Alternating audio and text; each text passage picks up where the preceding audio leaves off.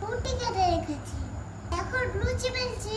লুচি রাখবো বলে খাঁচে আটা মাখিয়ে দিলাম, কারণ লুচিটা না যেন চিটে যায়, উল্টে সুবিধা হবে।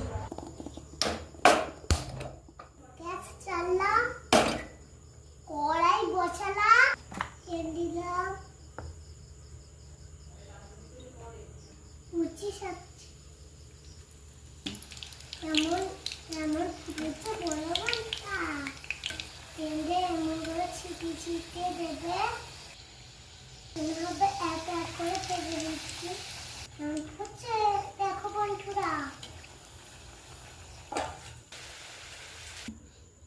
এরকম বন্ধুরা লুচি রেডি হয়ে গেছে। আগে আমরা কি দিয়ে লুচি খাবো বলো? দেখো টক দই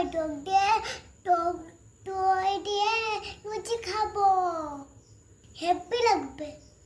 টক দইয়ে মুড়ি খাওয়া যায়, টক দই দিয়ে ভাত খাওয়া যায়, টক দই সালাড করে খাওয়া যায়। এখন উঠে গিয়ে